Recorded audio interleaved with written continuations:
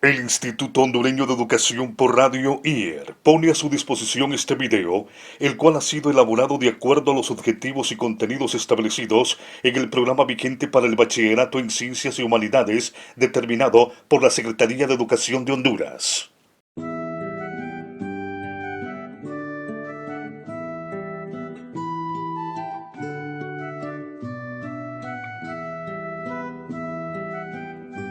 Buenas, alumnos de un testimorado de gracias, de Liga de Gracias, perdón.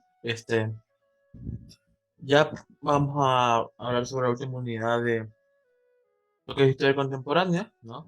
Vamos a hablar sobre lo que es la Guerra Fría y la globalización, ¿sí? El tema de la unidad se llama El mundo aldea global, ¿no? Vamos a hablar de lo que pasó de la Segunda Guerra para acá, de la Segunda Guerra Mundial para adelante, ¿no? Hasta la actualidad de nuestros días. Porque, como les he dicho muchas veces en la clase, la historia no es solo lo que pasó hace 100 años, 1000 años. La historia se escribe todos los días. Así que, vamos. Hablando un poquito sobre la Guerra Fría, ¿no? La Guerra Fría fue el enfrentamiento entre dos bloques políticos opuestos entre sí, el capitalismo y el socialismo, que tuvo lugar en el terreno político, económico, ideológico, comunicacional, tecnológico y militar. Esta guerra se inició en febrero de 1947 con la Guerra Civil en Grecia y se extendió hasta 1991. Duró 44 años y fue protagonizada por la República de Estados Unidos y la Unión Soviética. La Guerra Fría fue un estado de tensión permanente entre las potencias y sus bloques de influencia, en donde cada una de las partes adoptaba a una política que tendía a reforzar su propio bloque a expensas del adversario, pero sin llegar a acciones calientes. Por parte de calientes entre comillas, ¿no? Que se refería sobre todo a guerras eh, frontales, ¿no? A conflictos ya enfrente de ellos, sí, entre ellos. Eh, por parte de las dos superpotencias, pero sí aprovecharon muy bien los conflictos internos y regionales, especialmente en los países en vías de desarrollo, para pelear en sus guerras. Esta guerra tuvo tres fases de confrontación explicadas a través de las siguientes tesis políticas. Primero está la teoría de la contención, llamada también contención global. En esta tesis, los Estados Unidos buscaban lo siguiente: para contrarrestar la influencia soviética, derrotar a la Unión Soviética e impedir el avance del comunismo. Es la idea de incomunicar a los rusos para reconducirlos al estancamiento. Estaba también el impedir la propagación del comunismo en aquellos países que no eran comunistas. Es decir, que los Estados Unidos buscaban mantener su influencia sin importar la opinión y el coste financiero de esta tesis. Esta teoría quedó desacreditada a raíz del fracaso estadounidense en la guerra de Vietnam. Por saben que es la guerra de Vietnam, fue un conflicto entre el bando socialista y el bando conservador de Vietnam, que era básicamente el ejército vietnamita contra la Vietcong, se llamaba, que eran los rebeldes.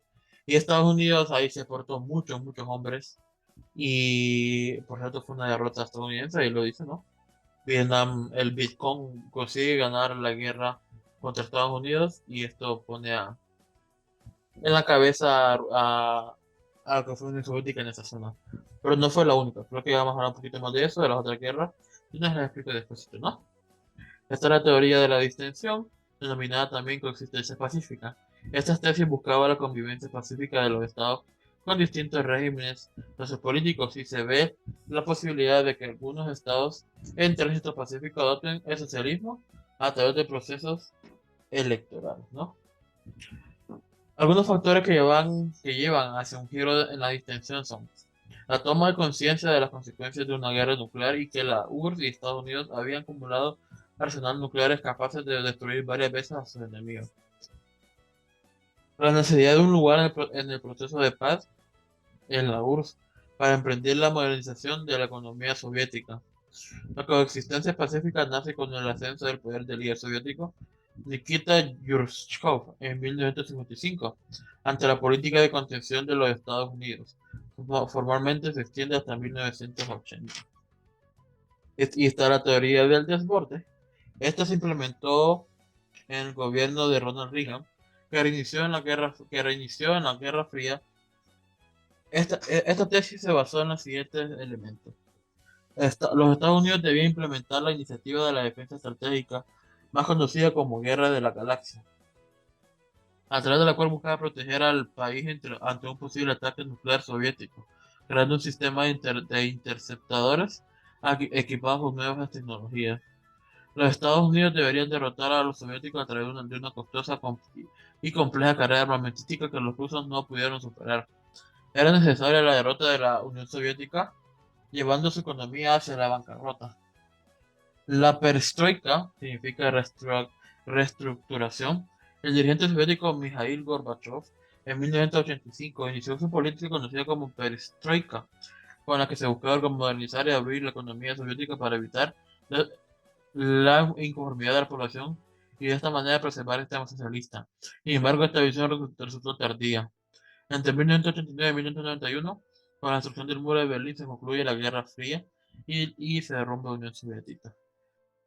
Uf, pues es que hay mucho que decir, ¿no? En primer lugar, tener en cuenta de que eh, a pesar que se dice Estados Unidos contra Rusia o la Unión Soviética por ese tiempo, hubieron muchos fuertes. Por ejemplo, por cierto, este Ronald Reagan. Sí, está la imagen en el video.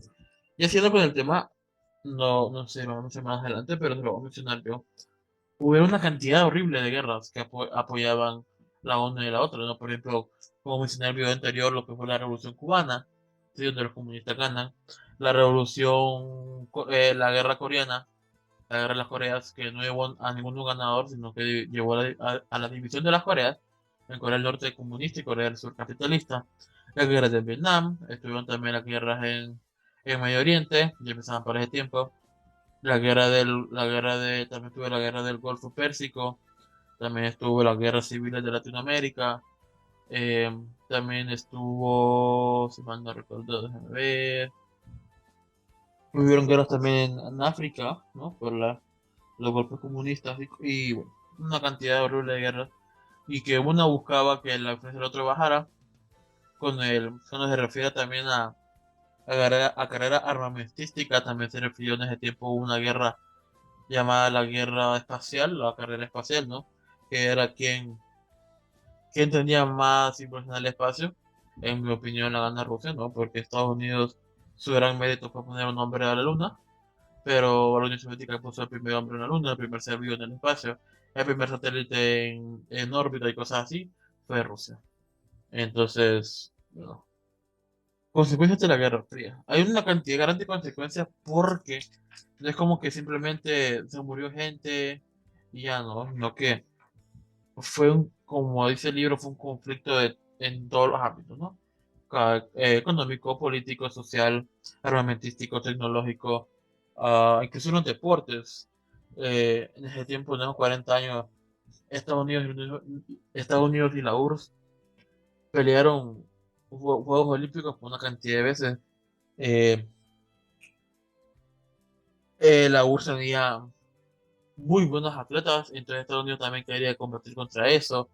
En el ámbito científico también han hicieron investigaciones al punto de ser ilegales contra humanos para mejorar, ¿no? Sus soldados y cosas así. Consecuencias de la Guerra Fría. La formación de dos bloques políticos militares, como la Organización del Tratado del Atlántico Norte, también llamado OTAN, creado por los Estados Unidos y sus aliados, especialmente europeos, y el Pacto de Varsovia, establecido por la Unión Soviética y sus aliados.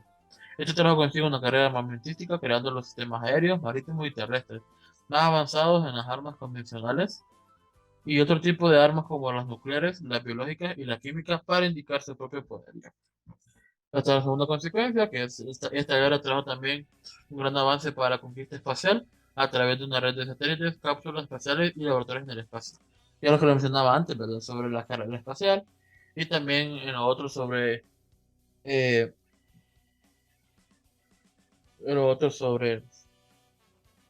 aquí sobre las armas, ¿no? Y cómo se peleaban entre ellos sin ser directamente una lucha, ¿no? Eh, y luego está la consecuencia mayor, ¿no? Que desde 1951 hasta 1974 se realizaron y registraron 2038 explosiones nucleares, con mayor capacidad que las bombas de lanzadas en Hiroshima y Nagasaki. De ese total, el 51% fue lanzado por los Estados Unidos y el 44% por Unión Soviética. Y el 5% restante fueron detonados por China, Gran Bretaña, perdón, y Francia. Se calcula que el arsenal nuclear actual existente es equivalente a 424.000 bombas lanzadas sobre Hiroshima.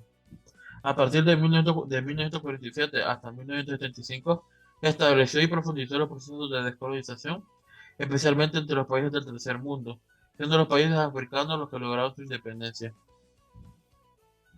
Cabe recordar que el concepto tercermundista no se refiere directamente a países pobres, ¿no? Tercermundista se refiere, es un nombre establecido por los Estados Unidos, que los países del primer mundo son los países capitalistas, los del segundo mundo los socialistas, y los del tercer mundo son los países que no eran ni de uno ni de otro, ¿no? Ni de uno ni de otro. Honduras es considerado un tercermundista, pero obviamente tenemos una muy, muy, muy clara influencia capitalista estadounidense. En este proceso de autodeterminación de los pueblos se detectó la presencia de armas de ambas superpotencias apoyando a uno y a otro grupo de que pretendía liberar. Fueron los países del tercer mundo en donde ambas potencias libraron su guerra. La Guerra Fría dejó por lo menos unos 17 millones de muertos. América Latina fue en parte víctima de esta lucha. Los Estados Unidos apoyaban de varias maneras, principalmente armas, para los gobiernos conservadores. Los golpes militares y las dictaduras, algunos ejemplos fueron el derrocamiento de Jacobo Arbenz Guzmán de Guatemala, Salvador Allende en Chile, intervenciones armadas en la República Dominicana. Con el colapso de la Unión Soviética, bueno, antes de seguir, América Latina, eh, no sé si lo mencionó, no me recuerdo, pero en Honduras, si han ido a Tegus o han escuchado sobre la base Palmerola. Palmerola está ubicado en el centro de Honduras y por si no saben, Comayagua, el departamento es considerado el centro de toda América. Más o menos por ahí está el mero centro, el mero punto geográfico del centro. Entonces Palmerola se establece en Honduras como una forma de Estados Unidos de mayor control sobre los países hondureños y centroamericanos, ¿no? Ya tener una base militar aquí en medio, ya los países de los movimientos comunistas o revolucionarios se la pensaban mucho más en hacer sus revueltas, ¿no? Siguiendo con el tema, hasta con el colapso de la Unión Soviética, que se pone fin al mundo bipolar, se establece un solo país genérico y se inicia un proceso de globalización de los mercados. El desarrollo de la industria nuclear trajo consigo, además de las bombas, la producción de energía eléctrica por medio de reactores nucleares. En 1956 fue existido una central nuclear que producía electricidad para 1990 había más de 420 reactores nucleares en 25 países que producían el 17% de la electricidad mundial. Tanto las explosiones de bombas nucleares como los accidentes que potencialmente pueden ocurrir hacia el futuro generan contaminación radiactiva al medio ambiente, lo que provoca en los humanos cánceres de funciones genéticas. Ok, nos pinta muy mal el hecho de la energía nuclear, ¿no? Pero en realidad actualmente la energía nuclear y la fusión nuclear son las dos mejores fuentes de energía que conocemos. Mejor que la energía y la hidroenergía, ¿no? Mejor que la energía eólica, mejor que cualquier tipo de energía.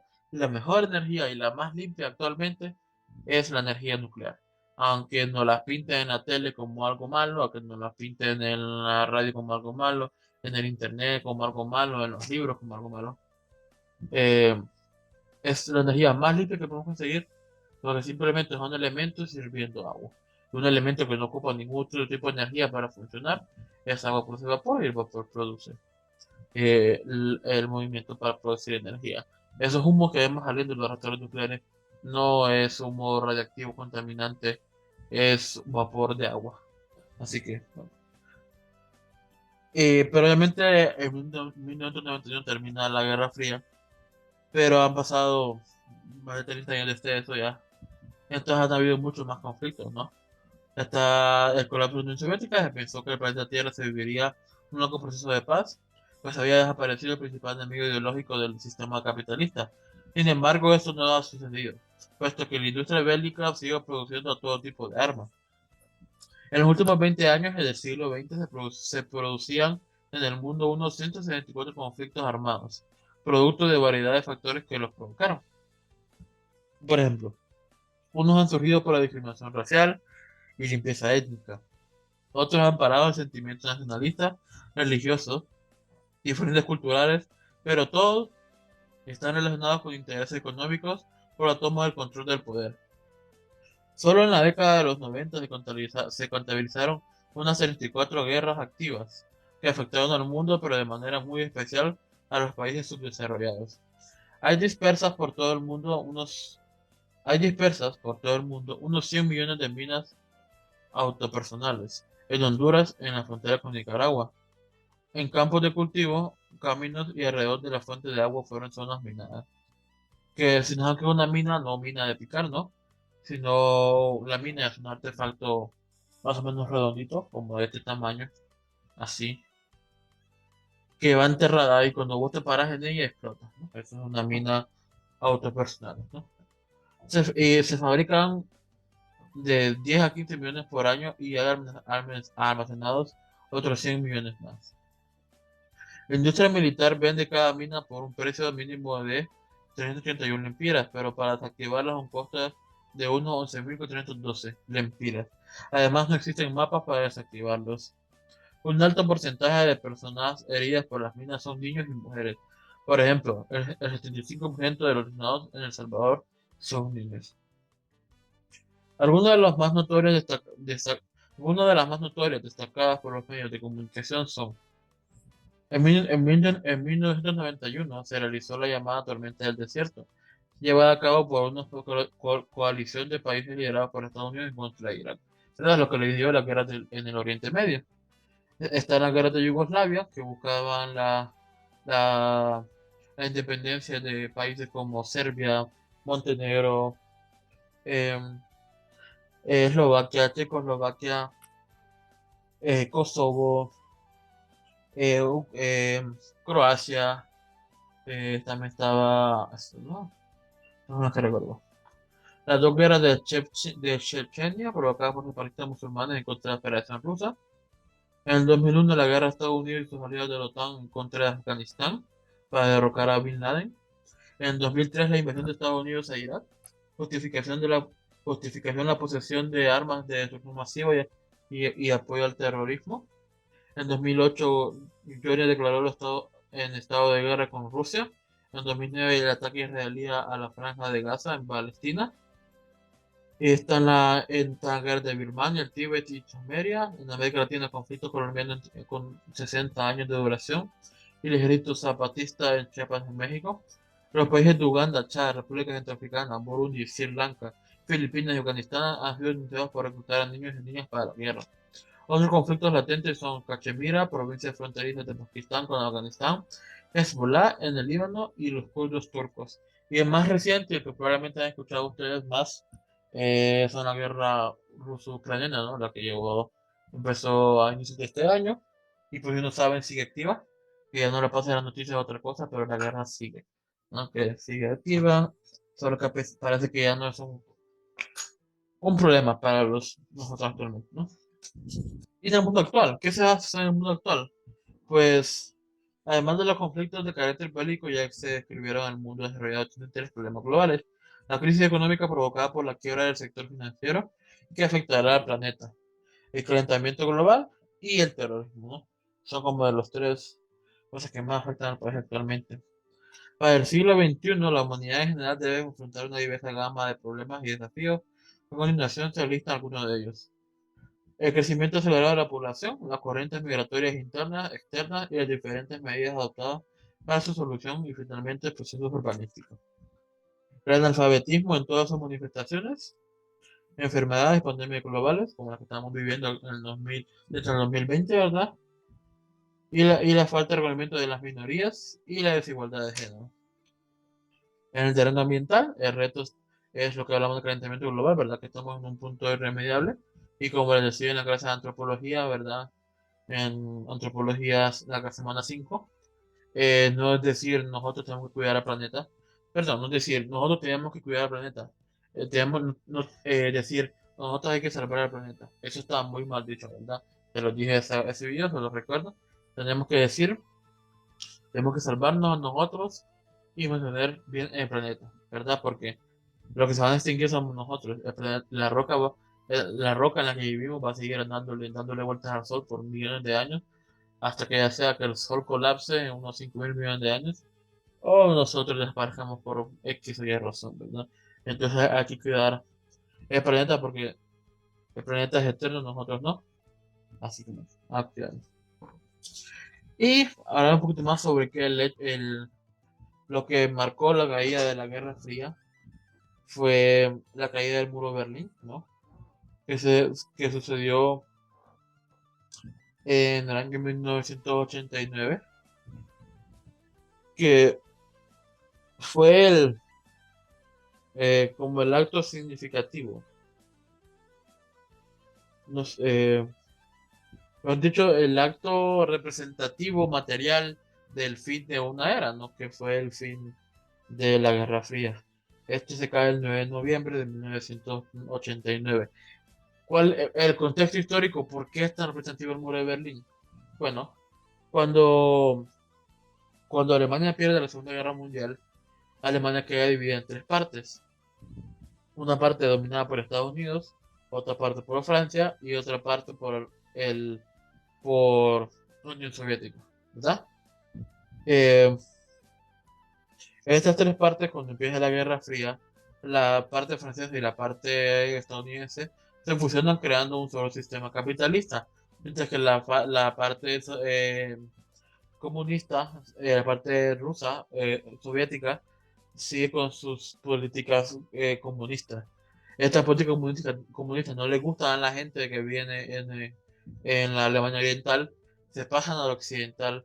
Entonces a los comunistas ven que la gente le está escapando, crean un muro que divide la capital de Berlín, divide la ciudad, y este muro hace que sea más difícil para pasar de un lado a otro, generando una división real, una división material de ambas potencias, de un bloque al otro, ¿no? Fue un lugar muy militarizado, muy poca gente logra pasar, lo que logra pasar son actualmente grandes héroes históricos para la Alemania Oriental, pero cuando el socialismo está a punto de caer, los primeros lugares que cayeron fueron obviamente sus países satélites. Uno de los países satélites era la Alemania socialista.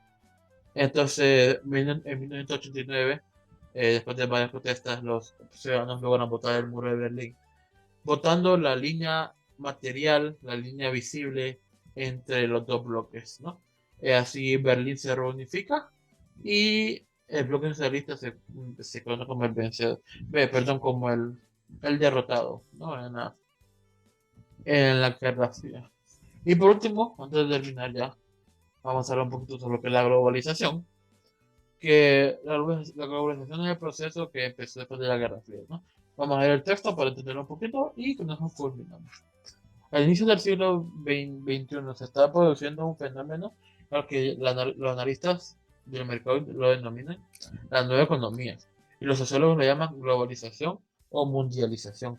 El concepto de aldea global fue acuñado por el sociólogo, perdón, canadiense Herbert McLuhan para referirse a la interrupción o entrada de las nuevas tecnologías de la comunicación como telefonía satelital, telefonía móvil, celular, internet, etc.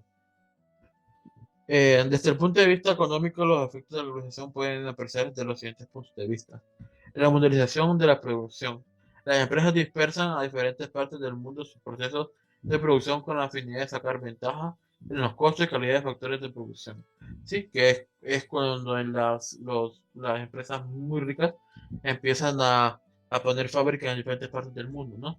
Como las maquilas en el norte de Honduras, y el caso más repetitivo actualmente son todas las fábricas de China, ¿verdad? Que son de empresas extranjeras, pero funcionan en China.